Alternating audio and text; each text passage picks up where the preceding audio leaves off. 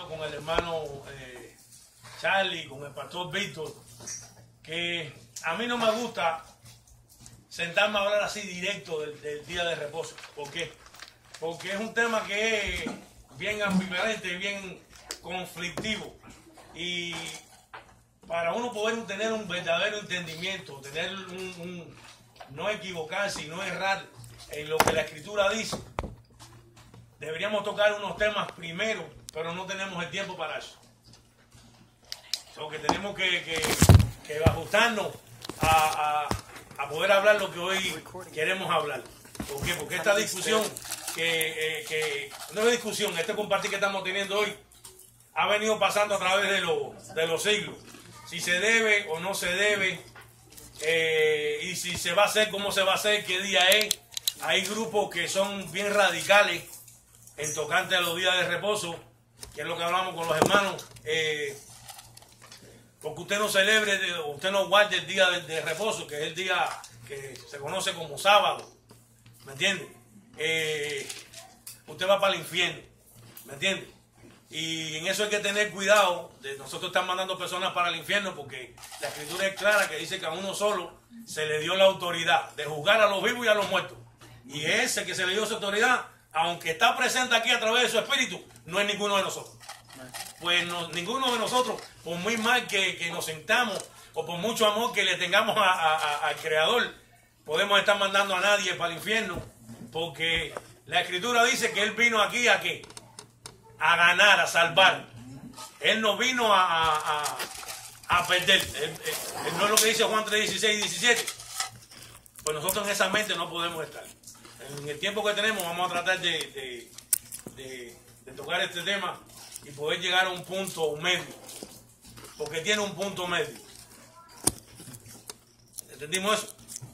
Hay algo que si nosotros nos enfocáramos en eso, creo yo que no tuviéramos ciertas discusiones que tenemos, y es vivir por los que se llaman los principios bíblicos. Ahora yo le voy a explicar, que siempre utilizo la misma forma para explicarlo, porque creo que es la mejor forma que yo he encontrado. No es que haya una mejor, es la que yo he encontrado. Y yo hablaba ayer con el pastor de eso. Si hoy en día, como voy a poner a mí como ejemplo, a mí se me llevara a una corte, a un juez, para hacerme enjuiciado, dicen que ya no lo hacen hoy, pero cuando lo hacían, que te hacían jurar por la Biblia, yo le iba a preguntar al juez, antes que me presentara los cargos, yo le iba a preguntar: señor juez, usted dice que usted me va a juzgar por este libro, que nosotros conocemos por la Biblia. Sí, por ese libro yo lo voy a juzgar, porque me está haciendo jurar por el libro. Que todo lo que usted va a dictaminar aquí tiene que ir regido por lo que dice el libro. ¿Cierto o falso? Sí. Bueno, ahora dígame por qué se me acusa. Bueno, se te acusa porque tú te robaste un carro Lamborghini. Se te acusa de haberte robado un teléfono celular. Se te acusa de haberte robado 2 tarjetas de crédito y otras cositas más. Pues yo le voy a decir al señor juez: usted me dijo a mí que usted me iba a juzgar a mí según este libro. ¿Cierto o falso? Sí. Pues yo quiero que usted me muestre en este libro el versículo que dice que robar o cogerse un carro o un Lamborghini es robar. Que cogerse un teléfono celular es robar. Que coger tarjeta de crédito es robar. El juez se va a encontrar con un problema, porque no hay ningún versículo en la Biblia que te habla ni de tarjeta de crédito, ni de celular, ni de carro Lamborghini. ¿Existe? No existe. Y el juez en ese momento me va a tener que librar, porque no me encontró el versículo que dice que cogerse un teléfono celular es robar. Pero si el juez que está allí es un juez entendido, me va a decir a mí: el problema que está pasando, varón Pino, es que yo no lo estoy juzgando a usted por un versículo bíblico, sino por un principio bíblico. Y el principio es: no robarás. No robarás significa no coger algo que no es suyo. Aunque no hable de celular, usted se está cogiendo algo que no es suyo. Usted está rompiendo un principio bíblico, y por eso es que yo lo estoy juzgando a usted, no por un versículo. Porque hay mucha gente que le van a decir, no, pero la Biblia no dice. ¿En qué parte de la Biblia dice que usted no puede fumar? En algún lado lo dice. Pero mandamos gente para el infierno porque están fumando. ¿Me entiendes? Yo no estoy diciendo que aquí pase porque yo soy parte de aquí, yo salí de aquí. ¿Me entiendes? Y sé cómo aquí se piensa. Pero hay lugares que lo hacen, aunque no existe el versículo. Pero hay principios donde usted le puede explicar a la persona, mire hermano, aunque no esté el versículo de que usted no debe fumar, ¿me entiende? El principio sí está. Porque los principios no cambian. Si fuera así, entonces tuviéramos un problema. La Biblia fue escrita ¿en qué idioma? En español. Pues entonces estuviéramos obligados todos a ¿qué? A hablar hebreo. Porque esa fue la lengua que se utilizó cuando se le dio a esta gente. Pero el mismo hebreo ha cambiado a través de ¿qué? De los años. Pues entonces todos teníamos que hablar como hablaba Moisés para entender lo que está escrito aquí. ¿Entendemos eso? Por eso hoy vamos a hablar de principios bíblicos, no de versículos bíblicos. Porque los versículos nos van a traer a problemas, tanto de un grupo como de otro grupo. ¿Entendimos eso? Pablo habla de la letra de la ley. ¿Y que la letra de la ley qué hace? Mata. Pero el mismo Pablo habla del espíritu de la ley. Porque en el libro de Romanos, cuando él dice que lo que él hace, él no lo entiende, si porque no hace el bien que él quiere hacer, sino el mal que él quiere hacer. Él dice esto, porque yo sé que la ley es ¿qué? Es mala. Dice que la ley es ¿qué? Buena y el mandamiento santo. Pero yo soy carnal. Entonces es el hombre carnal entendiendo una ley que fue dada al hombre, pero que lo rige no es el principio del hombre, sino es el principio del espíritu. Y si no entendemos la ley conforme al orden o al régimen del espíritu o al espíritu de la ley, y eso es un término que los abogados utilizan mucho, vamos a estar errando en lo que hablamos y lo que decimos. Pero hoy vamos a hablar del día de reposo o del día de sábado. No me gusta llamarle sábado porque en la escritura el sábado no existía. Eso es un nombre adoptado porque supuestamente es el séptimo día. Amén. Ahora, vamos a ir al primer lugar, a la eternidad. Vamos a ir a la eternidad. Y vamos a ir al libro de Génesis.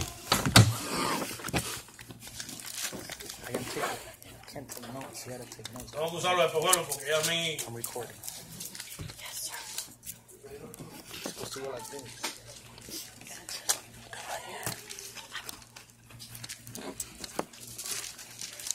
Estamos en capítulo 2. Vamos a ir a la eternidad. Y aquí es importante que nosotros entendamos esto. ¿Ok? Según dice el libro de Génesis, en el capítulo 2, comenzando en el versículo 1, dice: así fueron acabados los cielos y la tierra y todo su ejército. Y en el día séptimo, Elohim o Dios acabó su labor que había hecho. Y en el día séptimo cesó de toda su labor que había hecho. Y bendijo Dios el día séptimo y lo santificó, porque en él cesó Elohim o Dios de toda su obra que había creado al actual. Tales son los orígenes de los cielos y de la tierra cuando fueron creados. Hay algo aquí que nosotros tenemos que tocar para comenzar. Porque, como les dije, hay diferencia de pensamiento. Si nosotros leemos en el versículo 2, dice: en el séptimo día Elohim acabó ¿cuánto? ¿Qué acabó en el séptimo día? ¿Su qué? Toda su obra. ¿Cuándo fue que la acabó? ¿En el sexto día? ¿En qué día? En el séptimo día. Él acabó su obra en el séptimo día. ¿No lo acabó? ¿Eh? No tenía nombre. no tenía nombre. Y aquí es donde vienen los problemas. Él acabó su obra en el séptimo día. Cuando hubo séptimo, porque hubo uno primero, un segundo, un tercero. ¿Verdad que sí? Y en el séptimo, él acabó su obra. No lo acabó en el sexto día. Porque estoy tratando de enfatizar esto. Porque muchas veces personas piensan que él lo terminó el día sexto. No, lo terminó en el día séptimo. Por ejemplo, nuestro Señor Jesús dice, porque el sábado, dijo el sábado, no, él dijo el día de reposo, fue hecho por causa del hombre o el hombre por causa del día de reposo. ¿Qué fue lo que dijo él? Que el día de reposo fue hecho por quién? Para el hombre. ¿Para beneficio de quién? Del hombre. No es para que nosotros entráramos en la idolatría del día de reposo. Porque el día de reposo está aquí por usted, no usted para él. Y si no entendemos eso, vamos a tener problemas. ¿Por qué?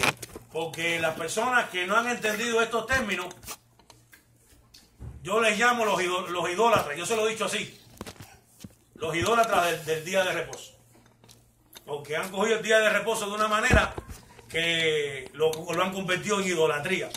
Y lo que dice la Escritura, lo que dice mi Señor, lo que dice mi Maestro, es que ese día fue hecho por causa de ¿quién? Mía. La pregunta es, ¿en qué día se hizo? ¿Se hizo en el primer día? ¿Se hizo en el segundo día? ¿Se hizo en el tercer día? ¿Se hizo en el cuarto día? ¿Se hizo en el quinto día? ¿Se hizo en el sexto? ¿En qué día se hizo? En el séptimo día, porque en ese día fue que acabó su obra. So que él hizo algo en el séptimo día y fue que acabar la obra la cual él había empezado en el día primero. Y después que acabó su obra, el paso siguiente, ¿cuál fue?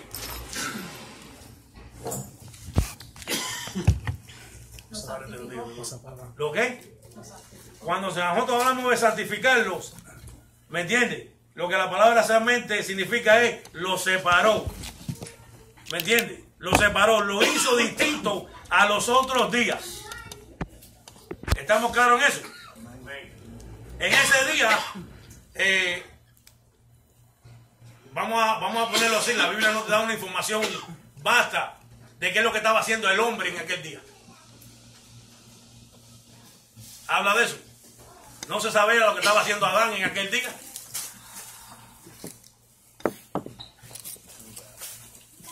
Pero sí sabemos lo que él estaba haciendo. Y lo santificó, ¿cuándo? En la eternidad.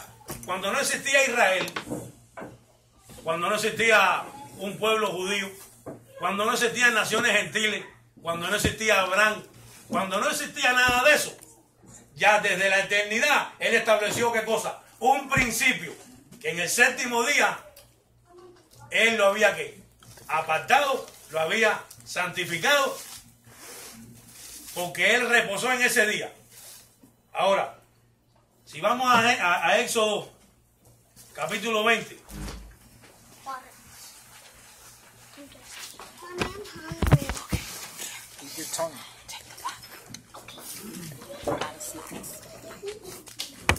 Éxodo, capítulo 20.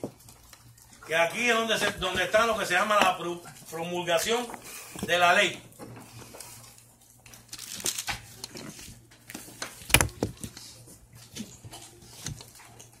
Fancy pen there. ¿Estamos ahí? Y la Escritura dice aquí: y habló Dios todas estas palabras diciendo: yo soy Jehová tu Dios. Fue lo primero que salió de la boca de él. Today. Que te saqué ¿de dónde? De la tierra de Egipto y establece que es la casa de ¿qué? De esclavitud. Y después que él le aclara a ellos algo, les aclaró a ellos algo, y hablaba yo con el pastor Víctor ayer de eso, él les aclaró en ese momento: ustedes no están aquí conmigo hoy, ustedes no están entrando en pacto conmigo hoy por la obediencia que ustedes tenían a la ley. Ustedes están aquí hoy delante de mí porque yo me acordé de una promesa que yo le había hecho a vuestros padres. Amén. Ella fue la que me movió a mí a rescatarlos a ustedes, que aún siendo un pueblo grande y fuerte, no pudieron librarse por ustedes mismos de la esclavitud de Egipto. Y tuvieron que rogar a mí, y yo los escuché y me acordé de ese pacto que yo había hecho con vuestros padres, y por eso me estoy moviendo a liberarlos. ¿Qué le estoy diciendo? No se olviden que están aquí hoy porque yo quise que estuvieran aquí hoy, no por la obediencia de ustedes a esto que yo les voy a dar. Por eso que le dice: yo soy Jehová tu Dios, que te saqué de la tierra de Egipto, y le especifica esclavitud. Yo te rescaté a ti, ¿de dónde? De la esclavitud. Pues cuando el Padre, cuando Jehová le da la ley a Israel, no se la da para que Israel fuera un pueblo libre o para que Israel fuera salvo. Se la dio para que no volvieran aquí a esclavitud. Que es el problema que tenemos, que queremos coger la ley como medio de salvación, y ahí vamos a caernos. ¿Por qué? Porque nunca la Biblia enseña tal cosa. Enseña varias veces: yo lo saqué a ustedes de la tierra de esclavitud por una promesa. Y Pablo dice que cuando nosotros estábamos muertos ¿en qué? En nuestros pecados, Cristo murió por nosotros. Nos dio la gracia de hacernos uno con Él a través de su Espíritu. Y nos ha hecho nueva criatura para que nosotros andemos en las obras que su Padre preparó desde antemano. ¿Me entiende? Yo hablaba con el pastor. Yo lo que vivo hoy no lo vivo para alcanzar salvación. Exacto. Lo que vivo hoy lo vivo porque alcancé en Él la salvación que a mí me dieron. Y tengo que vivir como un hijo de Él, como un resucitado, porque la señal de su Hijo vive en mí. Y ese es el problema que tenemos. Yo no puedo llegar a usted a querer que usted haga algo para que usted obtenga lo que ya, de una manera, que eso, si podemos hablar, lo hablamos, de una manera gratis, pero que hay que entenderla, porque hemos malentendido la gracia de Él. Una de las cosas que hemos entendido es la gracia. Por eso que nos queremos vivir esclavizados a los mandamientos. Yo oí una vez de un pastor y me tuve que reír, porque hay personas que dicen: no, porque yo sí guardo los mandamientos. Y él dice: ¿qué mandamientos guarda usted, hermano? Los mandamientos son quienes los guardan a usted. Los mandamientos te protegen a ti de tú no salirte de qué, de la gracia que el Dios tuyo te dio. Amén. Porque sabemos que no podemos andar en desobediencia. ¿Ya que sí? Esos están aquí para protegerte a ti, para que te guarden a ti, no para que tú los guardes a ellos, porque ¿qué? ¿Cuántas veces de los que estamos aquí? A no ser que usted sea un espejismo, pero de los que estamos aquí, hay algunos que no fallen, hay algunos que no pecan, hay algunos. Yo me pensaba en un tiempo que sí, y ya me veía la punta de la sala saliendo, hasta que vinieron y me dijeron: déjame contártela, que el vuelo que vas a tomar lo vas a tomar para el lado equivocado. ¿Me entiendes?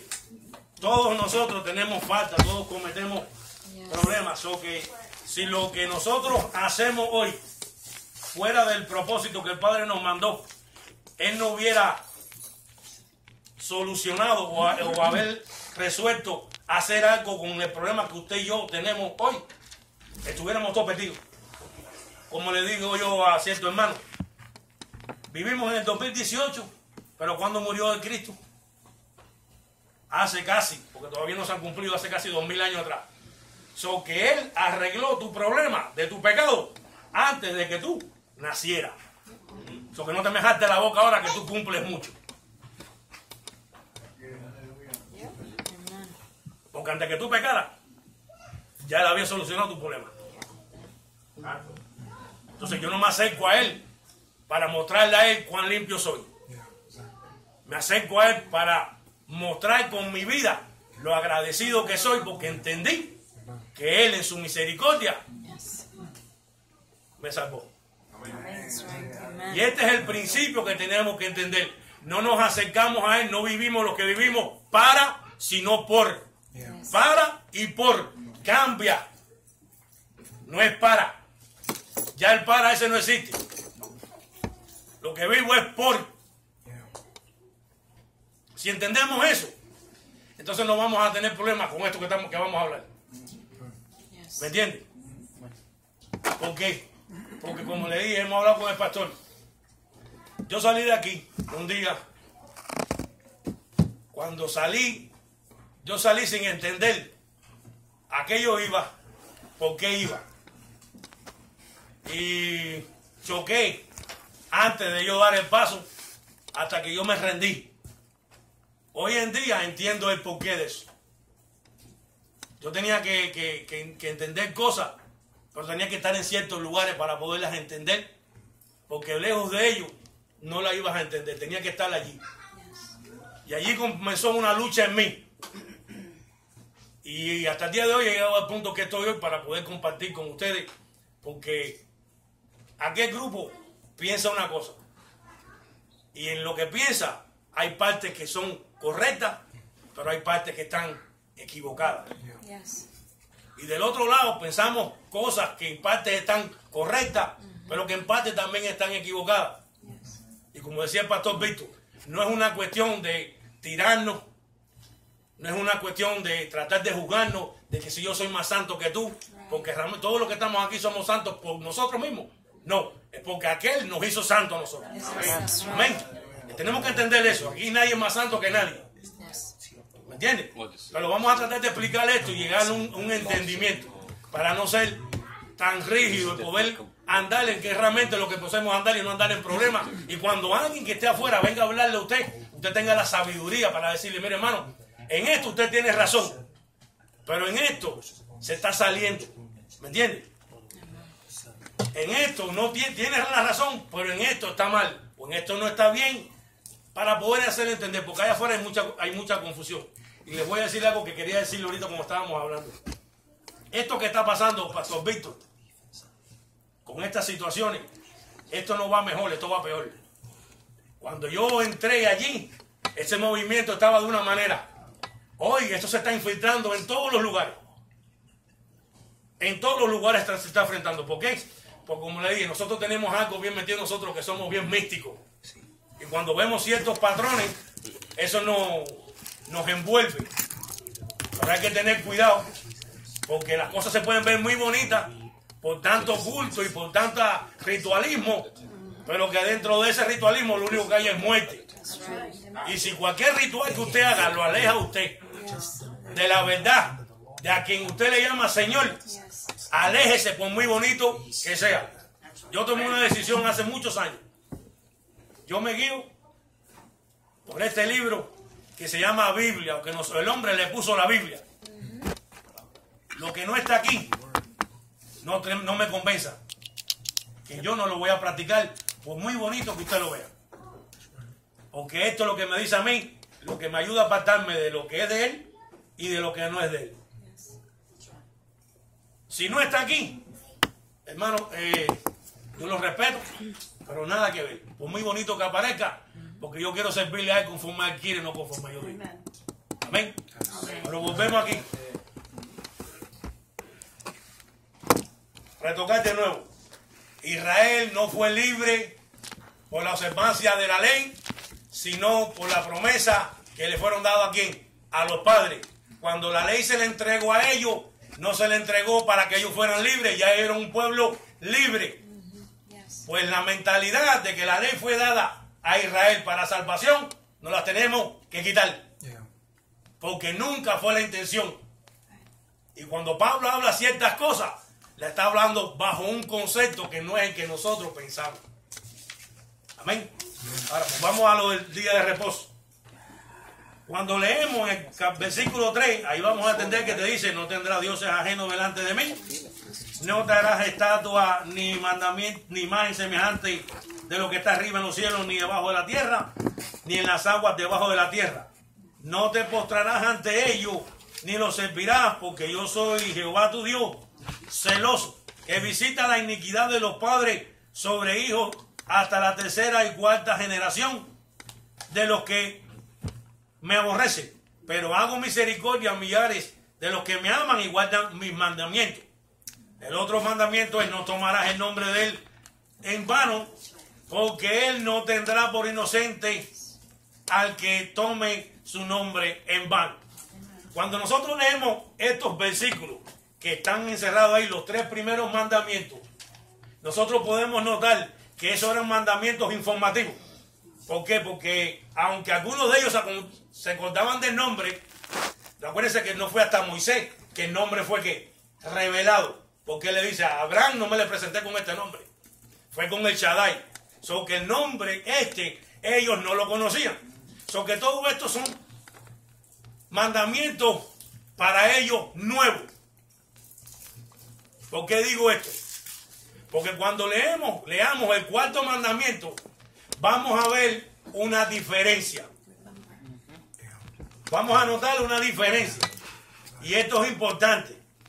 Porque dice: acuérdate del día de reposo para santificarlo. ¿Cómo fue que empezó? Diciendo que acuérdate. ¿Usted no se acuerda de algo que usted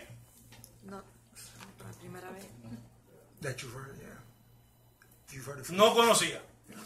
Cuando él dice acuérdate, es porque esta gente que están aquí ya conocían el día de reposo. Entonces, ¿qué es lo que pasa? ¿Por qué estoy explicando esto? Porque no podemos decir bíblicamente que el día de reposo es de la ley mosaica. Porque esta es la ley mosaica. Como hemos dicho, es la ley que a través de Moisés se dio. Si él le dice acuérdate, es porque ya ellos lo conocían. Y si vamos a Éxodo 16, en Éxodo 16 vamos a ver cuál es la primera vez en la Escritura. Pero acuérdense que el principio bíblico, ¿de dónde viene? Viene de la eternidad.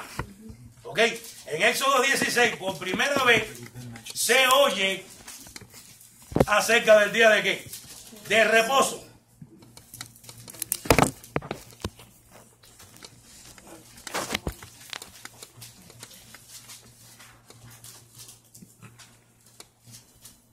Amén.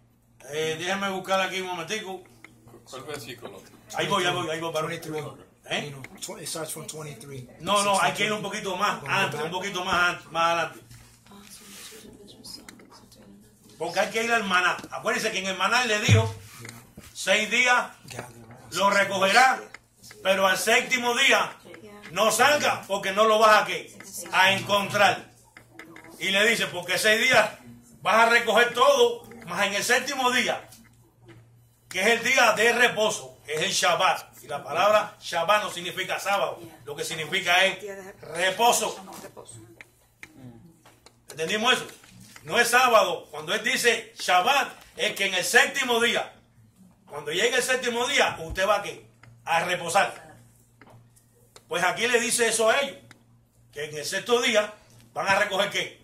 Doble, porque en el 7º día no van a tener. El 4. Aquí dice, okay. Vamos para el 20.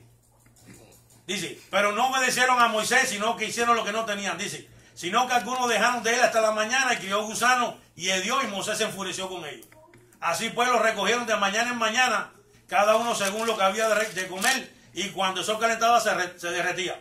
Y sucedió que en el 6º día recogieron pan doble, 2 homeres por cada uno, y todos los principales de la congregación acudieron a Moisés y se lo declararon.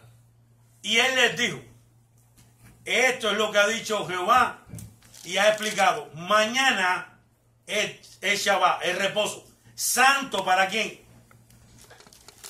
Para Dios. Dice: lo que habéis de hornearlo, y lo que habéis de cocinarlo, y todo lo que sobre, depositarlo para conservarlo hasta la mañana. Y lo depositaron hasta la mañana, como Moisés había ordenado, y no dio ni hubo en el gusano. Y Moisés dijo: comerlo hoy, porque hoy es el día de ¿qué? De reposo para Yahweh o para Jehová. Hoy no lo hallaréis en el campo. 6 días lo recogerá, pero en el 7º día el reposo no lo habrá en él. Sin embargo, acuérdense que el obediente siempre está floreciendo. Sin embargo, aconteció que algunos del pueblo salieron a recoger en el día 7º y no encontraron. Por lo que Jehová dijo: Moisés, ¿hasta cuándo rehusarás guardar mis mandamientos y mis leyes? Todavía no habían llegado al Sinaí. Todavía este pueblo no estaba aquí en pacto. Y ya él le estaba reclamando que ellos estaban desobedeciendo que el mandamiento y no dice la ley, las leyes.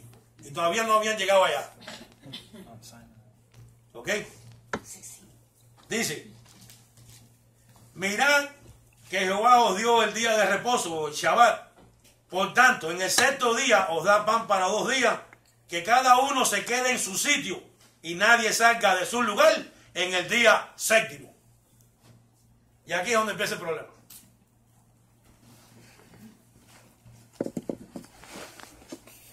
Aquí es donde empieza el problema. Vamos a entrar en detalle ahora.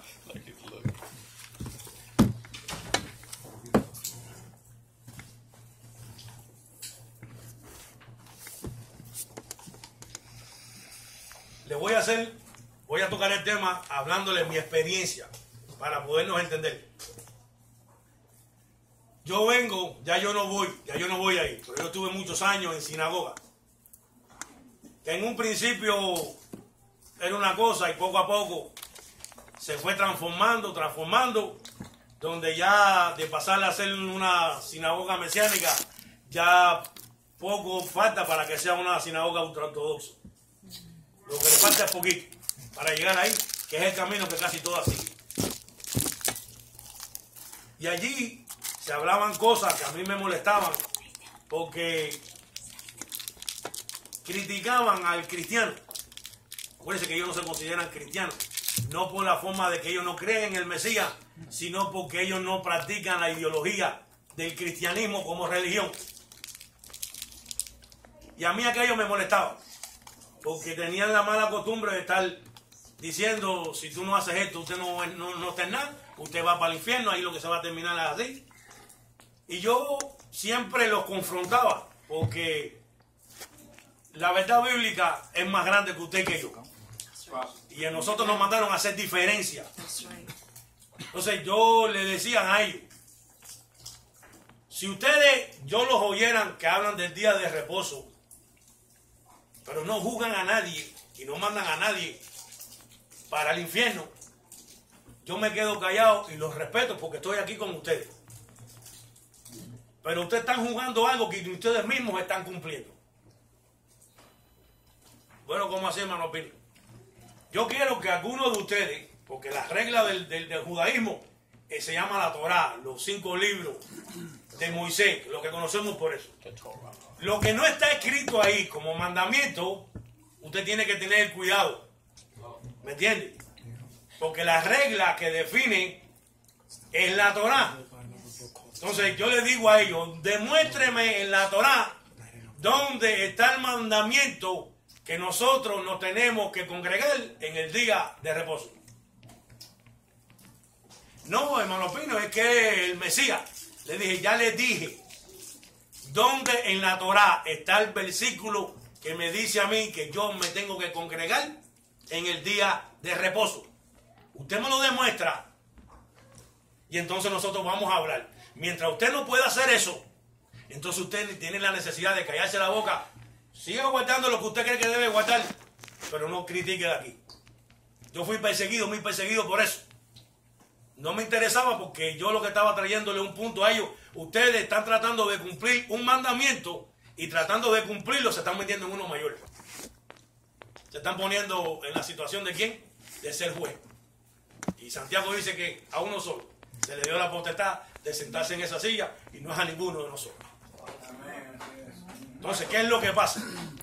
Volvemos a lo que hablábamos al principio, que es el principio bíblico. El principio bíblico no cambia, es eterno. Pero los tiempos en que ese principio bíblico se ha ido moviendo, los tiempos han cambiado. ¿Cómo le explico esto?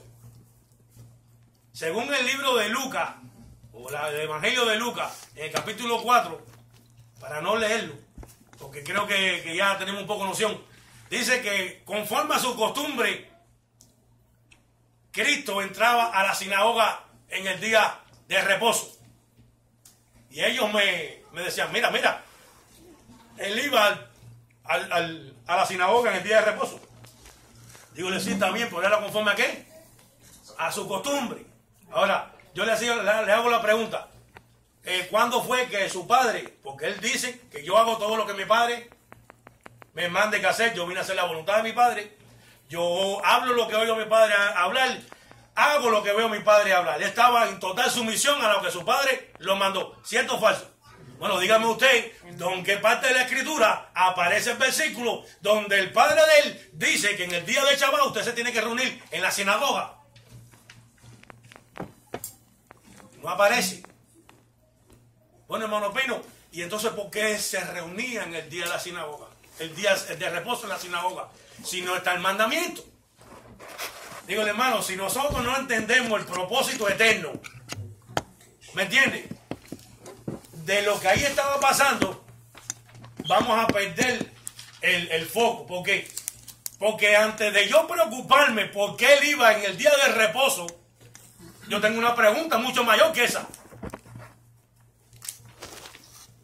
¿Cómo fue que él fue capaz de dejar la eternidad, vestirse de hombre y caminar en medio nuestro? Amén, amén. Si él se preocupaba por entrar a la sinagoga en el día del reposo, cosa que el Padre no lo estableció, ¿me entiende? Le hubiese sido más problema vestirse de hombre y caminar en medio de esta tonga de pecadores que somos nosotros. Entonces, si a él la verdad de que nosotros éramos unos pecadores no lo paró para dejar la gloria que tenía, hacerse hombre en forma de siervo y morir por nosotros, ¿usted cree que a él le iba a preocupar entrar a una sinagoga a traerle esta verdad que nosotros estamos compartiendo hoy a aquel pueblo que moraba en tierra y en sombra de muerte? Porque vamos a hablar, no hay un versículo que diga usted se tiene que congregar en el día de reposo. ¿Tú sabes por qué? Simple y llanamente, por una razón o dos.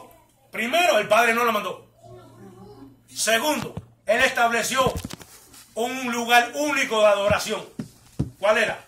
Primero fue el tabernáculo y después fue ¿qué? El templo. ¿Dónde era el lugar de ir a buscar presencia? Era en ese lugar. No dice que en el mandamiento todo se tenía, ese es el mandamiento de Éxodo 16. ¿Dónde se tenía que quedar? En la casa. Y el sábado, el día de reposo, los únicos que operaban eran los sacerdotes para el sacrificio de la mañana y el de la tarde. Lo que significa que no podía haber otro, ¿cómo digo la palabra? Otro kiosco que le estuviera haciendo competencia ni al tabernáculo ni al templo. Porque el lugar de adoración, ¿cuál era? El que él estableció, porque allí puso él su nombre. Si nosotros vamos a la letra de la ley, no al espíritu de la ley, cualquier cosa que usted pretenda hacer por guardar el día de reposo conforme a la letra, usted está en un problema, porque el mandamiento te manda que tú te quedes ¿en dónde? En tu casa. No que te reúna en el día de reposo. Entonces, ¿por qué se reúnen hoy? Eso ya es parte histórica. ¿A dónde fueron? A Babilonia. No había templo en Babilonia. Empezaron a reunirse allí. Pero el concepto de sinagoga no empieza en Judá, o lo que ellos le llamaban Israel, hasta que no entra ¿quién? Los griegos. Porque los griegos es lo que entran, lo que traen la mentalidad de la sinagoga, que es sinagogue en griego. Y ahí lo que se discutía eran problemas políticos.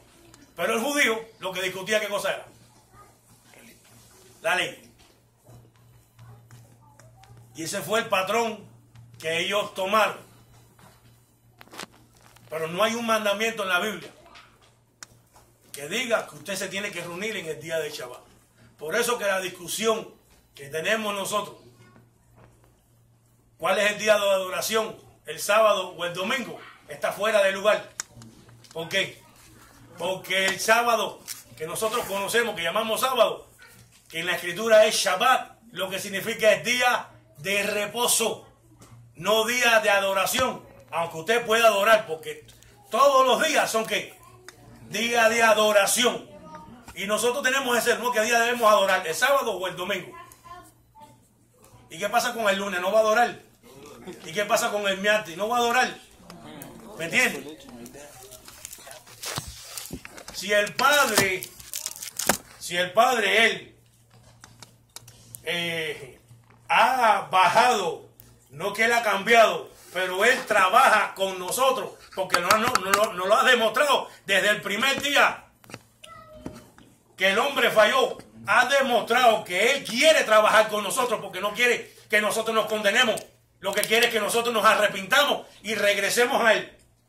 Si Él, el Creador, ha trabajado con nosotros y hasta el día de hoy sigue trabajando, ¿por qué nosotros no podemos hacer?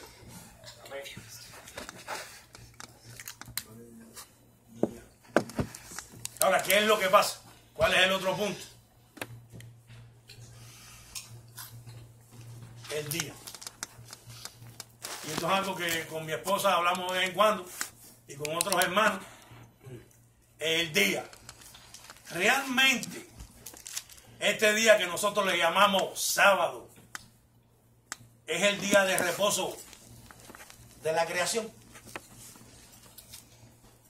Nosotros podemos asegurar que cuando en aquel séptimo día Él dijo, lo santifico, lo separo,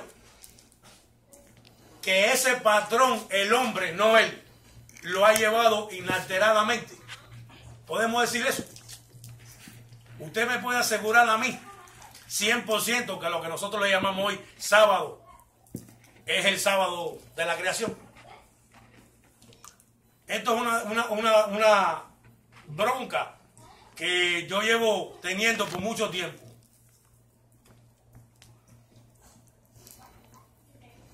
Porque nadie puede probar eso. ¿Sabe por qué? Porque si nosotros no fuéramos solamente a lo que se llama el calendario romano, que por lo que nosotros conocemos primero fue el calendario cesariano o juliano, por el emperador Julio César, y después vino lo que hoy nosotros practicamos o vivimos, que es el calendario gregoriano. Dentro de ese tiempo hubo un cambio a través de un hombre que ustedes conocen o han oído hablar, llamado Constantino. En los tiempos del calendario juliano no habían semanas en la nación o en el imperio romano. Los tiempos se calculaban por 8 días. No fue hasta que Constantino llegó para el año 323 que él decide coger y establecer el patrón de la semana de 7 días. ¿Usted sabe lo que pasó con eso? Que para hacer el ajuste de julio saltó a noviembre. Hubo más de 3 o 4 meses que se perdieron en el tiempo. Y si no, que eso lo puede Google. Eso es fácil. Google. Porque lo que le estoy diciendo a usted ya es algo que está más que probado. El cambio del tiempo de 8 días a los 7 días. Y el problema que tenemos nosotros es que si Judá estaba bajo Roma, ¿qué tiempo era que estaba corriendo allí? ¿Una semana de 7 días o eran 8 días? Aunque el pueblo de Israel llevara una cuenta diferente. ¿Por qué le estoy diciendo esto, hermano? Porque si nos volvemos estrictos a la palabra, vamos a estar cometiendo errores que en vez de ayudarnos, nos van a traer aquí a tener problemas. Nos van a llevar a tener problemas. ¿Por qué? Porque si nos guiamos por lo que la Escritura dice, y esto es el fundamento nuestro, el mandamiento ¿cuál es? Que usted en el día de reposo se quede ¿dónde? En su casa, haciendo ¿qué? Reposo. El mandamiento es claro. El mandamiento es claro, y eso es algo que yo lo hemos explicado. Vamos a leer el mandamiento, y él es claro. Él es claro.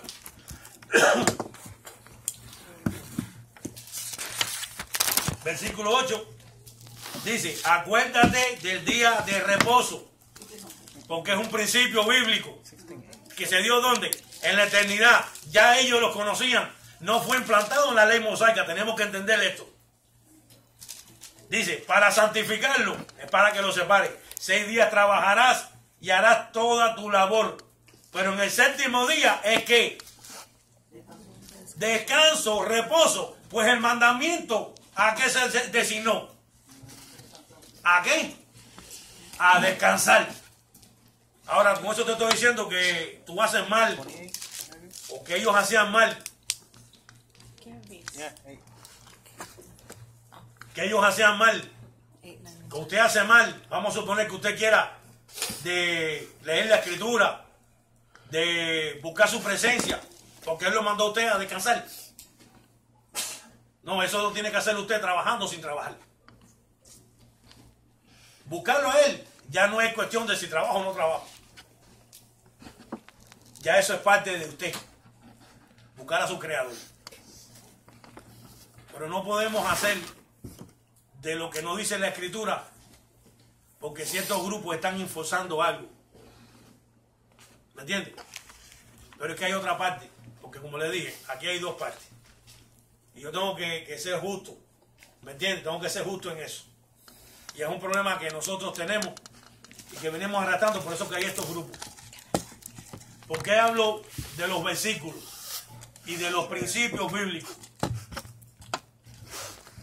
Porque el principio es principio y usted no lo va a borrar. Se nos han enseñado ciertas cosas que no las puedo explicar todas en un día. Le voy a hablar de esto para que cuando usted empiece a leer los evangelios, usted lo empiece a leer con esta perspectiva. Y un día yo le hablé al pastor sobre esto y con Roberto ha hablado de eso. El no entender los pactos bíblicos es lo que trae todos estos problemas. No voy a entrar ahí porque es muy largo. Pero les voy a enseñar algo, compartir algo con ustedes.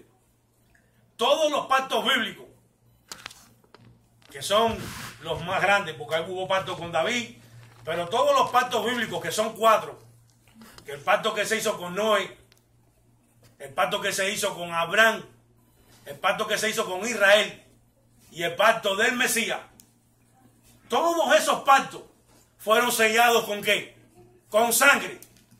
Porque la Biblia dice que sin derramamiento de sangre no se establecen los pactos. Tiene que haber pactos. Eso lo dice el libro de Hebreos, en la carta de los Hebreos, en el capítulo 9. Que ni aún Moisés, cuando le leyó la Torá, dice que mató al animal y con la sangre roció y dijo: esta es la sangre del pacto que él establece ¿con quién? Con ustedes. Las mismas palabras que dijo nuestro Señor. Esta es la sangre del nuevo pacto. Que en el pacto de Noé hubo sangre, en el pacto de Abraham hubo sangre, en el pacto de Moisés hubo sangre y en el pacto de nuestro Señor hubo sangre. Amén. Porque hay 4 puntos que están todos los pactos establecidos. ¿Qué significa? Que mientras el Señor nuestro no murió, estaba vivo, todavía la nueva alianza no se había establecido. Porque tenía que morir Él, derramar su sangre, amén, limpiar las cosas celestiales, amén, limpiarnos a nosotros, amén, resucitar de los muertos y entonces heredar la promesa que el Padre la dio, amén, la cual nos ha dado a nosotros. Amén. Pero ¿por qué le estoy diciendo esto? Para cuando leemos los evangelios, no decir que es el nuevo pacto. Porque vamos a poner palabras en la boca del Señor que nunca las dijo. Porque si Él quebrantó algo allí, no es nuestro Mesías. Estamos sirviéndole al que no es. Pero Pablo dice que cuando llegó el tiempo, el Padre lo mandó, nacido de mujer, súbdito de la ley. Porque a veces decimos cosas porque Jesús dijo. Si Jesús dijo lo que nosotros decimos, estamos diciendo que Jesús quebrantó, que Jesús fue en contra de lo que su Padre estableció, y eso no es verdad.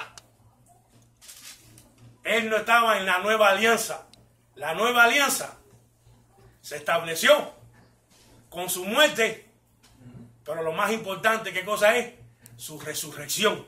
Porque si la resurrección de él, nada de esto vale. Está bien, murió, derramó la sangre. ¿Y con quién y el pacto, quién lo establece? Hay algo que nosotros tenemos que entender. Y nos vamos a salir un poquito, pero no. Yo no sé. Nosotros se nos ha acostumbrado a decir pacta con Dios. Pacta con Dios. No sé si ustedes han oído eso. Pacta con Dios. Y pacta con Dios y pacta con Dios. Nosotros tenemos que entender una cosa. Nosotros somos parte del pacto porque somos uno con ¿quién? Con el Mesías. Al ser uno con el Mesías somos parte de ese pacto. Fuera de él, nosotros somos nada. Son que pactar en algo que ya se pactó está fuera de lugar. ¿Entendimos eso? Porque ahora voy para la otra parte. No vivimos por versículos porque nos pueden confundir. Vivimos por principio bíblico. Y el principio bíblico dice que es eterno. La pregunta que le hago, y esto con el respeto que todos ustedes se merecen, porque a la mayoría los conozco y sé que los que están aquí, la mayoría los que conozco, discúlpenme los que no conozco, porque no puedo decir algo de lo cual no tengo testimonio. Y espero que el Padre haya visto el corazón de ustedes y vean que son siervos fieles. Todos los que estamos aquí queremos ser obedientes y queremos servirle a Él. Amén. Pero a veces decimos cosas porque le hemos aprendido que no son. Y si es verdad que nuestro Señor hizo lo que decimos, entonces nosotros nos vamos a encontrar con un problema de interpretación. ¿Cómo la Biblia define la palabra pecado? No como el diccionario bíblico lo define.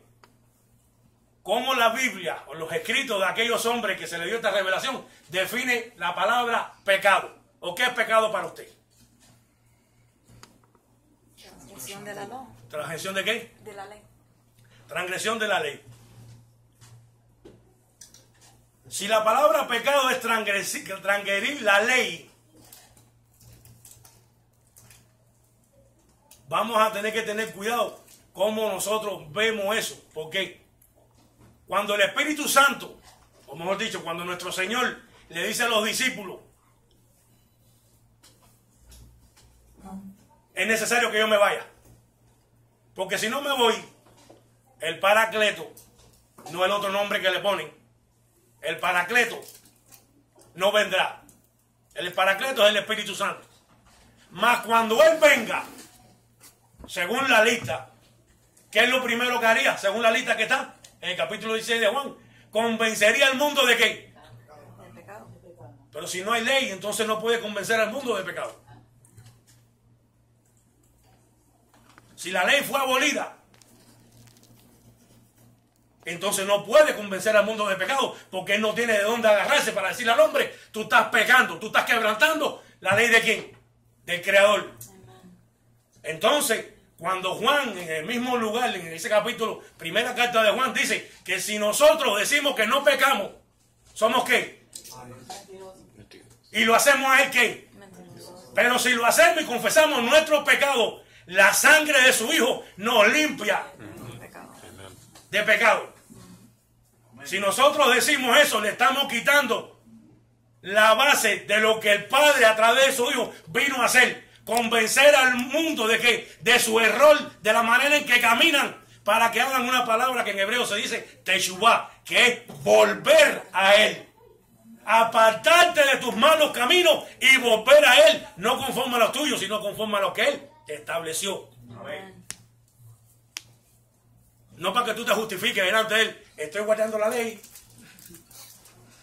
No para que tú te justifiques, lo dije desde un principio. No para que tú te justifiques, mira qué bueno soy. Es como el cuento del bodeguero, que viene un hombre que le estaba siempre debiendo. Y le debía y te pago después. Y te pago después. Y te pago después. Y un día vino con los bolsillos llenos de dinero. Y le dijo, ahora me das de esto, de lo otro. Y te lo voy a pagar todo. Cash. Y el bodeguero le dijo, oye, qué bien lo tuyo. Me alegro por ti. Pero es que yo tengo un problemita. Y la cuenta que tú tienes conmigo y la deuda que tú tienes conmigo, ¿quién la va a pagar? Son que porque tú estás guardando los mandamientos ahora, supuestamente, mírame aquí, sí, la deuda, ¿la pagaste tú? Exacto. No la pagaste tú. Hubo alguien que sin culpa la pagó. Son que bájateme del caballo. Bájateme. Ahora, volvemos al principio bíblico. Y como les dije, yo no puedo llegar aquí a decirle a ustedes, usted tiene que guardar el sábado. Porque yo mismo no le puedo decir a ustedes que el sábado, este es el sábado de la creación. No voy ni en contra ni a favor. Pero sí puedo decirles de un principio. Y ese es el que yo tengo que hablarles a ustedes. Porque sea sábado, sea domingo, sea el día que sea, ese principio se estableció en la eternidad. ¿Qué es lo que pasa, hermano? Vamos a hablar parte del diezmo. ¿Cuántos de los que están aquí diezman? Amén. Pero el diezmo es de todo lo que Él te da a ti. Y todos los días nos regala 24 horas.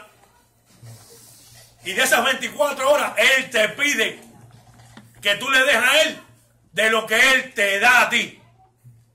Porque Él es el dueño del tiempo. So que si sacamos de 24 horas el diezmo, ¿cuántas horas serían? Charlie? ¿Qué dijiste? Ok, ahora vamos a multiplicar 2 horas y 40 minutos por 6 días. ¿Cuántas horas serían? Vamos a ponerla a 12, vamos a ponerla a 12. Vamos a ponerla a 12. O mejor dicho, a 2 horas. Vamos a ponerla a 2 horas. 2 horas por 6. Sí, 2 horas por 6. Son 12 horas. El Señor dice, el día trae 12 horas, ¿verdad que sí? Esas 12 horas son de Él. Sea que usted lo llame sábado, sea lo que lo llame domingo. Esas 2 horas son de Él. Aparte de un principio eterno. La pregunta es, hermano, y tenemos que ser conscientes de esto. ¿Cuántos de los que estamos aquí le dedicamos un día entero a Él? Vamos a decir, vamos a hablar entiéndase que con amor le estoy hablando, no para tirarnos, hermano, es para llegar a un punto. Y esto es un dolor que tengo yo porque vivo en el medio. ¿Me entiendes? Uno pueden una cosa y se van que de extremista. Pero ¿qué pasa con el otro grupo? Que vinimos los domingos y cuando salimos de aquí, llegamos a nuestras casas, nos desvestimos y nos ponemos una ropa que no es y empezamos a hacer cosas que no debemos hacer en vez de ese día dedicarnos a Él. ¿Lo hacemos? No lo hacemos. Por eso que le estoy diciendo que aquí me hará esto de los dos lados. No te fajes conmigo porque el día de Shabbat, que tienes que hacer el día de Shabbat. No te fajes conmigo por eso. Pero también mira el otro lado. ¿Me entiendes? Le estamos dando a Él el tiempo que Él se merece. No lo estamos haciendo. Venimos aquí, nos vamos y todo lo que pasó aquí se olvidó cuando salimos por ahí. Nos vestimos de santidad. Nos vestimos de iglesia y todos nos miran ángel. Aquí adentro todo el mundo es ángel. Es fácil vestirse acá adentro y parecer ángel. Pero cuando salimos para allá afuera, nos quitamos las vestiduras de ángel de Dios y nos ponemos las vestiduras del otro. Y empezamos a hacer cosas que no es que usted no deba hacer. Pero si usted ha tenido 6 días para usted, que Él se lo ha dado, Porque si Él quiere, usted no amanece. ¿Me entiende? Él lo único que quiere es que usted viva conforme a un principio eterno que Él estableció. Que un día usted lo repose para Él, porque Él lo quiere reposar juntamente con usted. Como les dije, mucha gente, no es el sábado, bueno, hay un problema. Israel, que es la tierra donde supuestamente se dieron todas estas cosas, celebra el sábado primero que nosotros. ¿Por dónde lo voy a celebrar? ¿Por el de ellos o por el de nosotros? ¿Me entiendes lo que le digo? Si me vamos para un lado, tengo miles de razones para decirte, no me puedes imponer esto en la manera que tú me lo quieres imponer. Pero si miro para el otro lado, estamos fallando en algo, hermano. Y eso es lo que yo quería compartir con ustedes. Porque entrar, que si el día y eso, no vamos a ir a ningún lado. Porque ninguno de los que estamos aquí, ni los que están allá, ni el rabino más grande que hay hoy en día, me puede probar a mí lo que esta escritura dice. Que usted va en contra. Y conozco a muchos.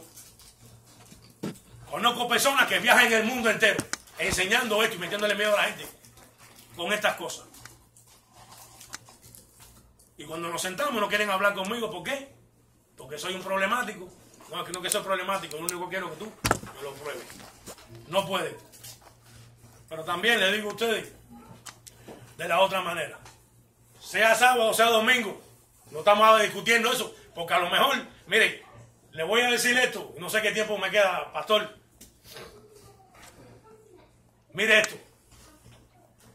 Con los hermanos que son rígidos con la observancia del día del Shabbat, hay uno entre ellos que me hace un cuento, una persona que lleva muchos años, y me hace un cuento y me dice,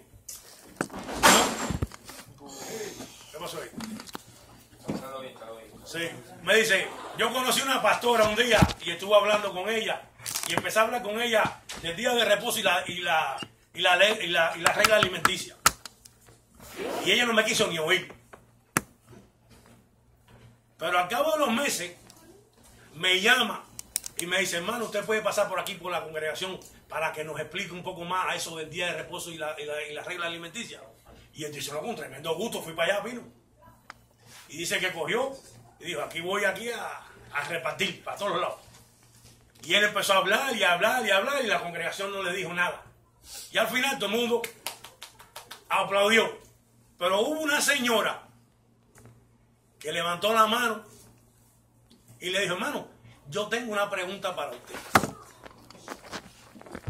Y él dice, bueno, vamos a ver cuál es la pregunta. Y le dice, yo lo vengo viendo a usted, todo lo que usted dice, que usted hace esto en tantos días y que en el día de reposo usted se va para la congregación desde las 9 de la mañana y son las 6 de la tarde y tú todavía estás en la congregación haciendo esto, haciendo aquello, haciendo lo otro. Si usted no enseñó el día de reposo, ¿en qué parte de ese día usted reposa? Dice, vino, yo no sabía dónde meterme. Porque la mujer me puso a pensar, si es día de reposo, tú no estás reposando, hermano. Si vamos a ver, tú no estás reposando, te levantas, empiezas a hacer cosas, te montas en el carro, dale para la congregación, llegas a la congregación, empiezas a moverte aquí. Cuando empieza lo que se llama el oné, que es una comida que se hace, tienes que calentarla, tienes que limpiar, tienes que organizar para después sentarte. ¿Dónde está tu reposo? Él no tuvo respuesta. Hasta el día de hoy no la tiene. Y con muchas de las personas que yo confronté, que se molestaban conmigo por muchas cosas del día de reposo que no voy a explicar aquí porque no vienen al caso. Yo siempre le hago una pregunta, la misma pregunta que aquella señora le hizo a aquel varón. Hermano, ¿y usted qué hace en el día de reposo? Porque lo hacen, estamos juntos. ¿Usted qué hace en el día de reposo? No, pero tú me ves, estoy aquí en la congregación y hacemos esto y hacemos otro. Son de las 9 de la mañana hasta casi 5 y 6 de la tarde. Es un día de estudio primero, después se va y se come y después se regresa a una prédica. Es el día entero ahí. Le dije, ¿y en qué parte está el reposo? Dice, no hay reposo. Le dije, hermano, ¿y usted qué hace los domingos? No, yo me quedo en la casa reposando. ¿Qué usted dijo? Entonces usted me está diciendo a mí, su propia boca confiesa, que en el día que usted dice que no es el día de reposo, ese es el día que usted reposa. Oiga, es verdad.